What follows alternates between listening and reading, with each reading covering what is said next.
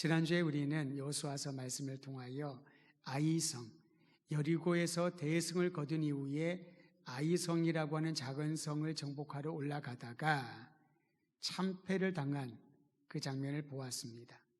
한 사람의 영향력이 이처럼 큰 것을 다시 확인받는 시간이었습니다. 그저 아간이 전리품을 숨겼는들 얼마나 만에 숨겼을까요? 수천억을 가치의 물품을 숨겼을까요? 그저 사람들이 보아도 알지 못할 정도의 양이 아니었을까 싶습니다. 여러 명이 그런 것도 아니고 아간 한 사람이 했으니 때로는 우리가 자비를 베풀어서 눈 한번 감아주자고, 그저 훈계 정도로 훈방하자고 이렇게 마칠 수도 있었을 것입니다. 그런데 하나님께서는 그 일로 인하여 이스라엘 전 공동체에 굉장히 중요한 메시지를 전하셨습니다. 여호수아 7장에 이어서 오늘 우리가 읽은 8장에 보면은 아이성을 공격하는 장면이 기록되어 있는데 7장과 8장에서 하나님이 이스라엘에게 그리고 오늘날 우리에게 주시는 주님의 교훈을 발견하게 됩니다. 두 번에 걸친 아이성 공격 준비 과정에서 큰 차이점을 발견하게 되지요. 첫 번째 준비에서는 지도자 여호수아가 정탐한 이들의 말을 듣습니다. 그들의 말에 의하면은 아이성은 너무 조그매서 여리고를 우리가 점령한 정도면은 아이성에는 2-3천 명만 가더라도 충분히 이길 수 있습니다. 누워서 떡 먹기와 같은 그런 전쟁이라는 것이지요. 그 얘기를 듣고 여호수아는 3천 명의 군사를 올려 보냈습니다. 여러분, 그 결과를 우리는 지난주에 들었지요. 전투의 결과는 참담했습니다. 36명이 죽었답니다. 온 이스라엘 백성들이 아이성 군사들에게 쫓겨났습니다. 쫓김을 당하면서 사기가 곤두박질졌습니다. 며칠 전만 하더라도 그 거대한 여리고성을 손가락 하나 움직이지 아니하고 한 명의 부상자도 발생하지 않은 상태에서 승리를 거두었는데, 보잘것없다고 여겼던, 아무리 보아도 힘이 없어 보이는 그 아이성 군사들에게 온 이스라엘이 쫓김을 당하면서 얼마나 낙담을 했는지 모릅니다. 근데 여러분, 여기에서 여호수아는 그저 그 낙담한 상태에 머물러 있지 않았습니다. 정탐꾼들이 잘못 정보를 주었다라고 그들을 책망하거나 탓하지도 않았습니다. 자신의 결단이 잘못됐다라고 자책하지도 않았습니다. 무엇인가 잘못되어지는 것들을 감지한 여호수아는 지도자들과 함께 하나님의 앞에, 여호와의 궤 앞에 엎드려서 참회의 기도를 드립니다. 주여, 우리에게 말씀하소서. 이 일을 통하여 우리에게 주님의 뜻을 알려주시기를 원하나이다. 그는 기도 가운데 그들이 무엇을 잘못했는지를 발견합니다. 첫 번째는 하나님의 뜻을 구하기보다 자신들의 생각과 주변 사람들의 의견에 집중했다는 것입니다. 이 정도 일은 굳이 하나님이 개입하지 않으셔도 우리끼리 하더라도 충분히 할 만한 일이라고 스스로 판단했던 것이지요. 두 번째로 그들이 발견한 것은 이스라엘 공동체가 허용한 죄악을 깨닫게 됩니다. 아간의 범죄였습니다. 이 한 사람의 죄악이 온 이스라엘에게 영향을 끼칠 수 있다는 것을 그들은 간과했던 것이지요. 한 사람 아간의 탐욕에서 시작한 불순종은 이스라엘 공동체를 와해시키고도 말 만한 그러한 죄악의 덩어리가 되어 돌아온 것입니다. 반면에 하나님 앞에 회개하고 공동체 안에 존재했던 죄의 문제를 주님의 지시를 따라 해결한 이후에 여호수아는 하나님으로부터 위로와 확고한 약속을 받았습니다. 이 약속을 가지고 두 번째 아이성의 전투를 준비를 했던 것이지요. 우리 함께 여호수아서 8장 1절과 2절 말씀을 우리의 목소리를 한 번 더 읽도록 하겠습니다. 1절과 2절입니다. 시작. 여호와께서 여호수아에게 이르시되 두려워하지 말라, 놀라지 말라. 군사를 다 거느리고 일어나 아이로 올라가라. 보라, 내가 아이 왕과 그의 백성과 그의 성읍과 그의 땅을 다 내 손에 넘겨주었으니 너는 여리고와 그 왕에게 행한 것 같이 아이와 그 왕에게 행하되 오직 거기서 탈취할 물건과 가축은 스스로 가지라. 너는 아이성 뒤에 복병을 둘지니라 하시니. 여러분, 이제서야 하나님의 명령을 여호수아가 듣고 백성들에게 전하는 것이었습니다. 그 이전에 첫 번째 전투에서 준비한 과정은 정탐꾼들의 얘기를 듣고 우리가 힘들게 다 일어나서 싸울 필요가 없다라고 판단을 했지요. 그러나 하나님이 그들에게 다시 한번 말씀하십니다. 내가 아이성과 그곳에 있는 모든 이들을 너희의 손에 붙이겠노라. 사랑하는 성도 여러분, 큰 전투든 작은 전투든 큰 일이든 작은 일이든 우리가 생각하기에 심각한 일이든 그렇지 않은 일이라 할지라도 이 모든 일에 관여하시고 그 일을 통하여 우리로 하여금 하나님의 왕되심과 주님의 역사하심을 밝히 보여주시고자 하는 그 뜻에 순종하며 나아가야 할 것입니다.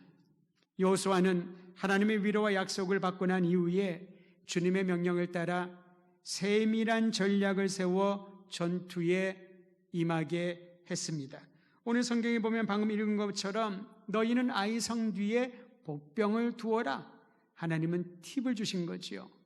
그리고 그 결론을 미리 약속의 형태로 전해주셨습니다. 그 성을 너희가 정복하리라. 여리고에서 경험한 것처럼 너희가 그 성을 정복할 것이니 거기에서 얻는 모든 것들을 이제는 취해라. 그전에는 취하지 말라고 말씀하셨지요. 이제는 너희가 취해도 된다. 하나님께서는 어떤 물품을 또는 어떠한 우리가 필요한 것들을 주고 또는 주는 것을 더디하실 때에 그 모든 것에 의미가 있다라는 것입니다. 우리가 건강하든 병이 들든 경제적으로 풍요하든 그렇지 못하든 아무 문제 없이 소위 말하는 형통한 인생을 살든 아니면은 수많은 난관 가운데 고비 뒤에 또 다른 고비를 겪는다 할지라도 하나님께서는 그 모든 일에 관여하시며 주님의 뜻을 벗어나는 어떠한 일도 없다라는 하나님의 주권에 대한 믿음을 갖기를 원하신 것입니다. 하나님을 만나기 전에 주님을 알지 못한 사람들은 이렇게 말할 것입니다. 운이 좋았다고, 행운이었다고, 또는 내가 운이 좋지 않았다고, 또 다른 이유가 있었을 것이라고, 너무나도 막연하고 추상적이고 모든 것은 운이라고 운명에 다 달아놓고 설명을 하려고 합니다. 그러나 성경은 다르게 말하고 있습니다. 하나님이 섭리하셨다고, 주님의 뜻하신 바가 있다라고, 지금 우리가 깨닫지 못하더라도 그것이 알려질 때가 분명히 올 것이라고, 하나님을 정말 신뢰하고 그분의 주권을 인정하는 자들에게 우리에게 일어나는 일은 우연의 일, 어떠한 사건이 아니라 하나님의 거룩한 섭리에 의한 일인 줄을 믿고 하나님의 주권을 선포하는 아름다운 인생이 되어야 할 것입니다. 하나님께서 아이성을 넘겨주겠다고 말씀하셨습니다. 그런데 여호수아는 조금 더 구체적인 전략을 짜게 되지요. 최선을 다합니다. 첫 번째는 3,000명을 보내기로 결정한 것으로 그는 다른 것을 하지 않았습니다. 두 번째 전투는 여호수아가 모든 지도자들과 온 이스라엘을 함께 동원하여서 그들이 하나님이 행하시는 그 현장에 친히 들어갈 수 있도록 전략을 짜고 그리고 계획을 세웁니다.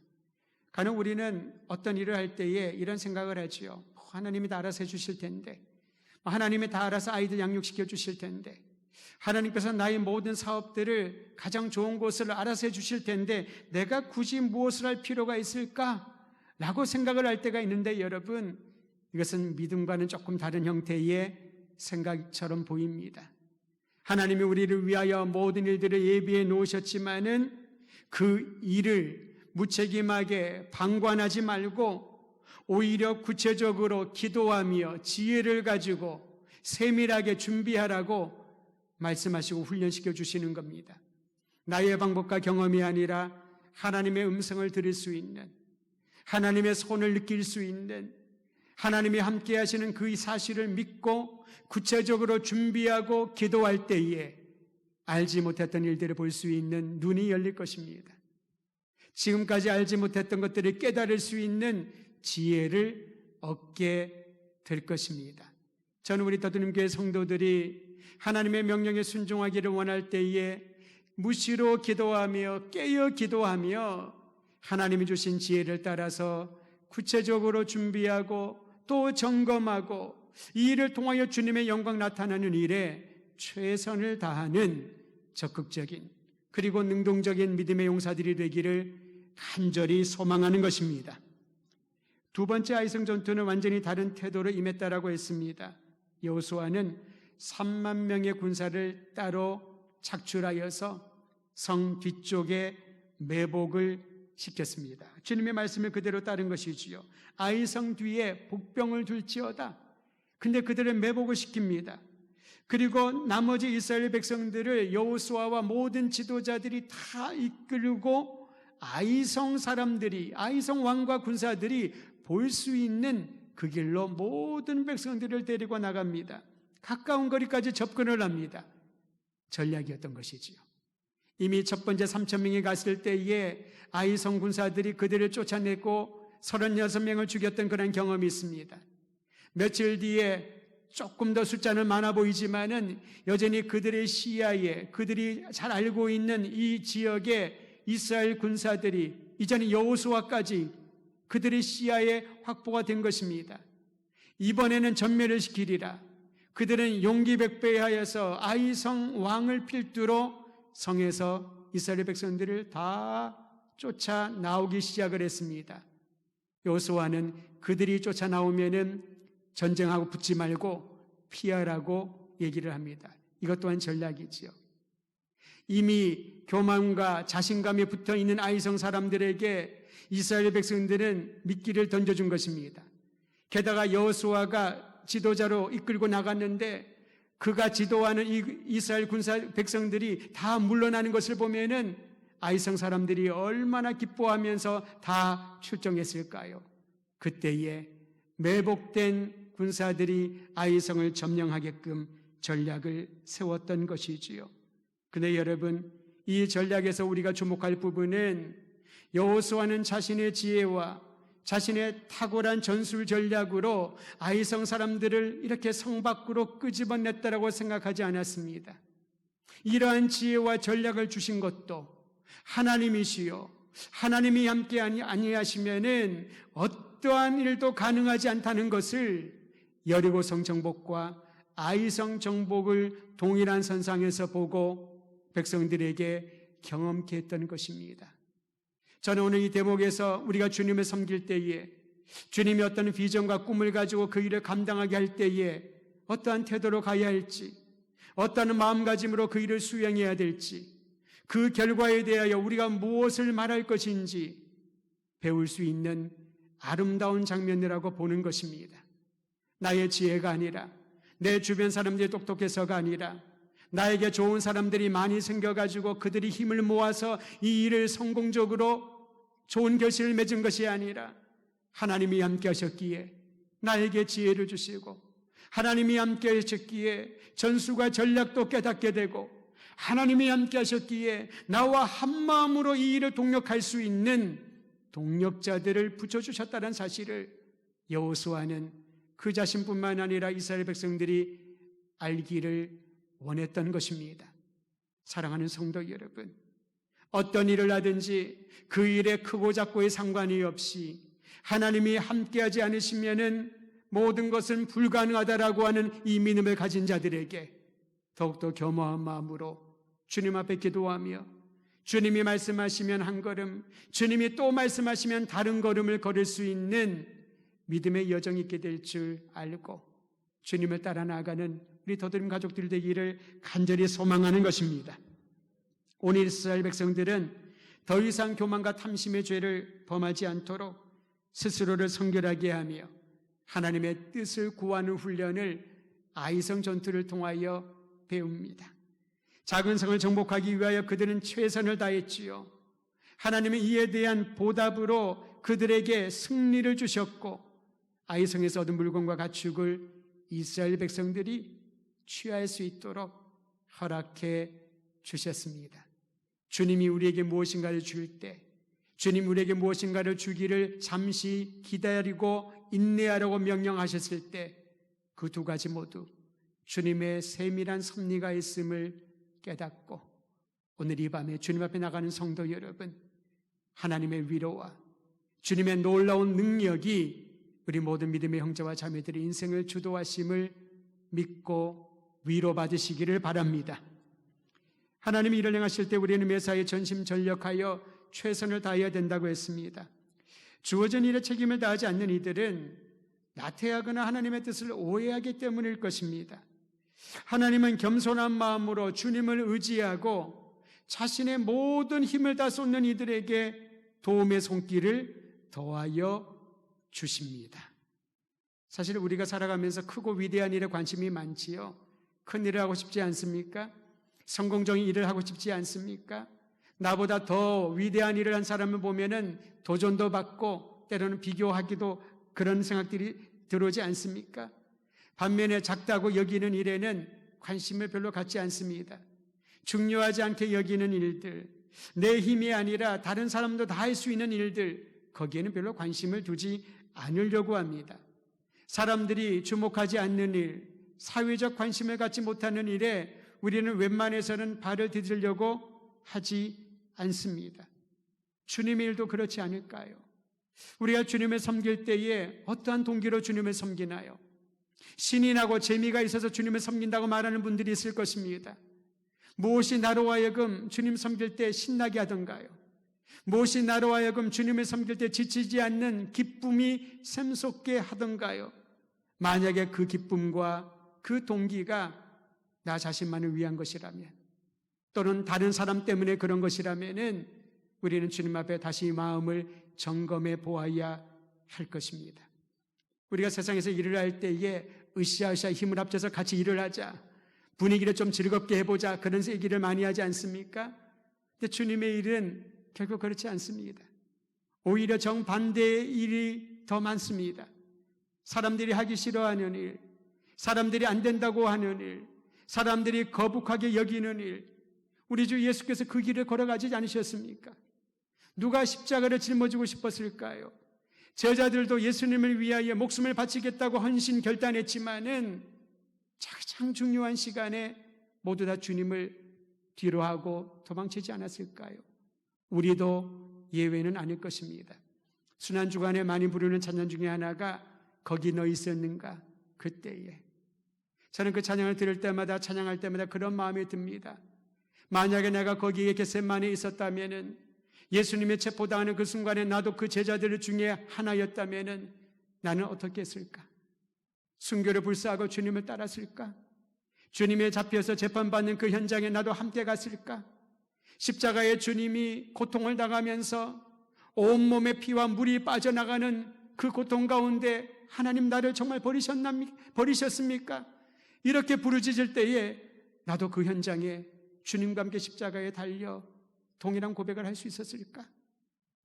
그렇게 하고 싶지만은 그렇게 할 수 없는 것이 나의 모습인 것을 깨닫게 됩니다. 거기 너 있었는가? 그때에 하늘이 어둡게 변하고 이 땅의 모든 소망을 잃어버렸을 때에, 그러나 여러분, 그것은 주님이 택하신 길이었습니다. 우리를 구원하기 위하여 주님이 가신 길이었던 것이지요.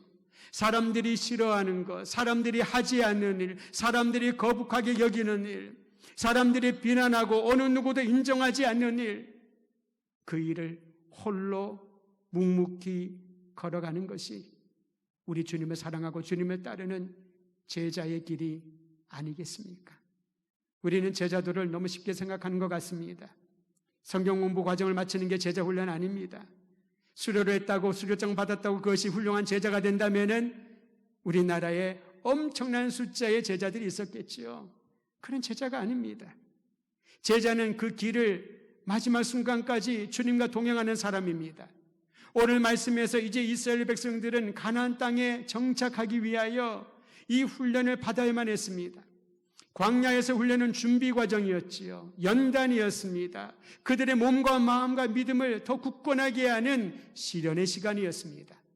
이제 가나안 땅에 정착할 때, 젖과 꿀이 흐르는 그 땅에 들어가서도 사람들이 인정하지 않고 주목하지 않는 그 길을 갈 수 있겠는가?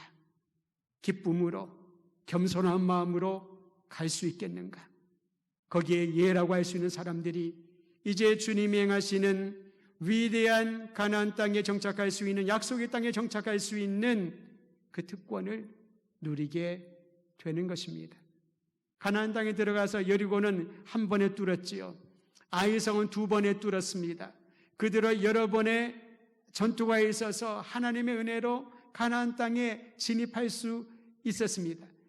우리는 성경 공부할 때 가나안 정복이란 말을 많이 하는데, 저는 의도적으로 정복이란 말보다는 진입이란 말, 정착이란 말을 좀 쓰는 편입니다. 왜냐하면 정복 그러면은 여호수아가 뭘 한 것 같아요. 이스라엘 백성들이, 대군들이 뭘 한 것 같아요. 정복은 힘 있는 자가 없는 자를 없는 자의 것들을 빼앗는 것이, 차지하는 것이 정복이잖아요. 주님이 힘이 있어서 가나안 땅의 신들의 땅을 정복하셨나요? 그거 아니지요. 원래 하나님의 것이었는데, 하나님의 약속한 땅이었는데, 이제 그 때가 이르러서 약속을 따라 하나님의 백성 이스라엘이 그 땅에 주님의 인도함을 따라서 주님이 예비해 놓으신 곳에 진입하고 정착하여 하나님의 백성으로 살아가게 되는 것이었지요. 저는 우리 모든 더된교회 성도들이 이 세상을 살아갈 때에 이 세상 안에 진입하게 하시고 스며들게 하시고 세상이 참 아무것도 아니다라고 우습게 여기고 소홀하게 여기는 그 일에 내 자신을, 내 시간을 들여서 헌신 봉사할 수 있는 진정한 제자의 삶을 살아가기를 간절히 소망하는 것입니다. 이것을 우리의 삶에 좀 적용했으면 좋겠습니다. 교회를 섬기는 분들이 많이 있습니다. 전임사역자로 섬기는 분들도 있고요. 직분을 받아 우리 장로님으로, 또 집사님들, 권사님들 섬기는 분들도 있습니다. 가장 아름다운 이름, 우리 성도의 이름을 가지고 주님을 섬기는, 교회를 섬기는 분들이 얼마나 많이 있는지 모릅니다.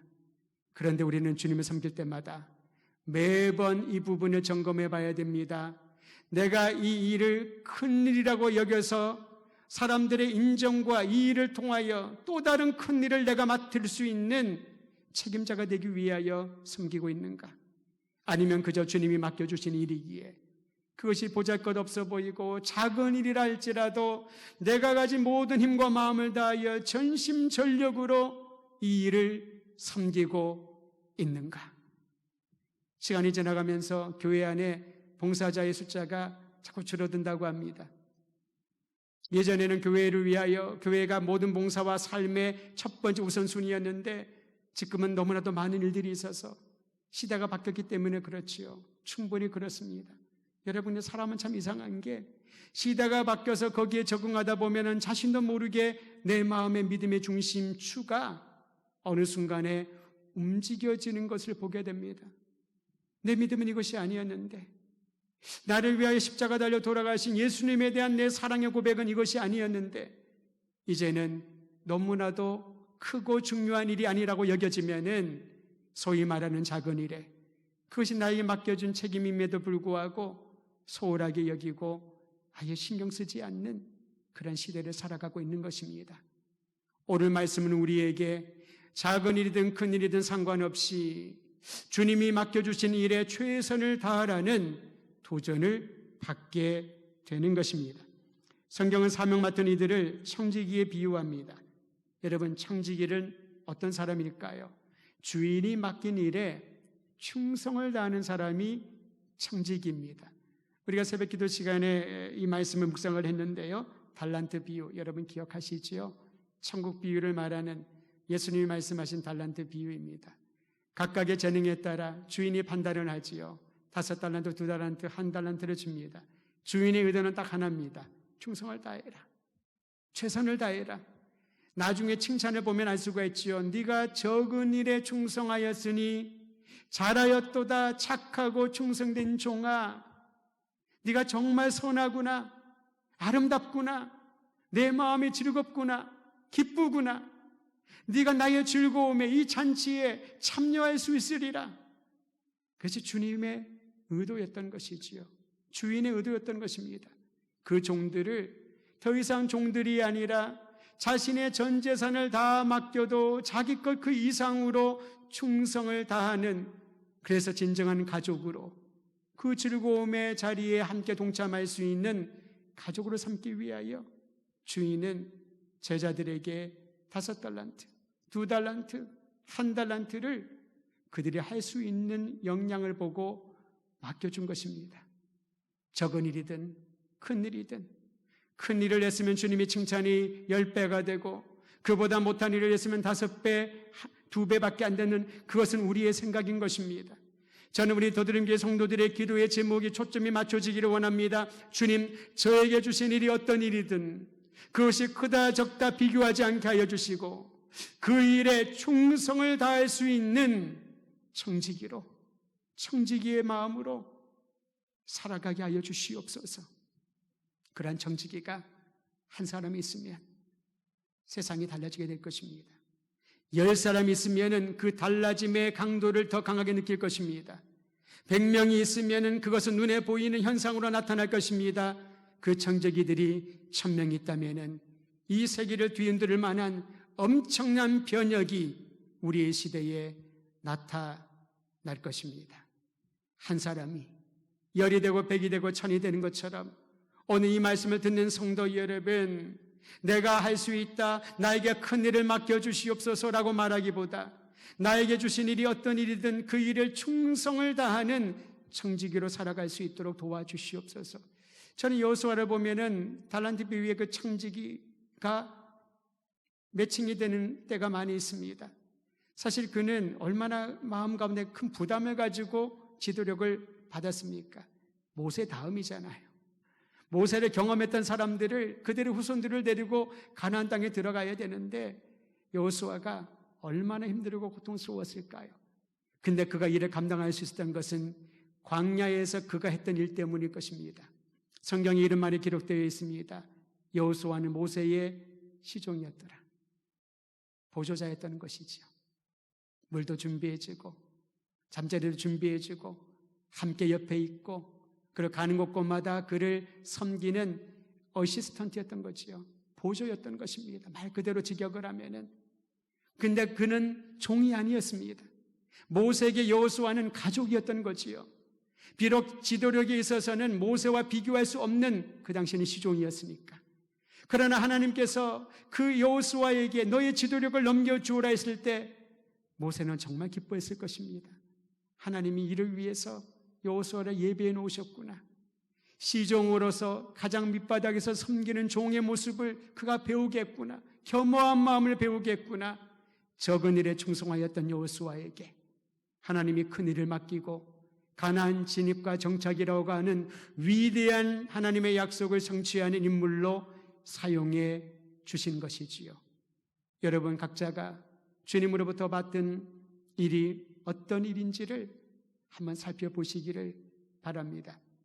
우리 교회는 교회 예배를 준비할 때에 우리 성도들이 다 준비하지 않으십니까? 장로님들이 걸레로 닦고 빗자루를 쓸고 또 우리 집사님들이 권사님들이 함께 기쁨으로 이렇게 섬겨주십니다. 그래서 저희가 교육자들끼리 그런 얘기를 한 적이 있습니다.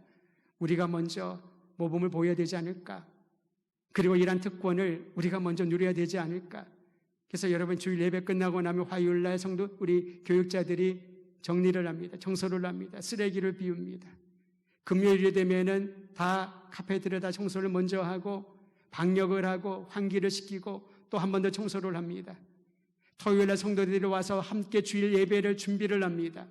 어떤 분은 그런 생각할 겁니다. 이렇게 바쁘고 분주한 시간에 뭐 그렇게 힘들게 하냐고, 그렇게까지 할 필요가 있냐고. 아마 다른 일은 그렇게 생각하는 게 맞을 것입니다.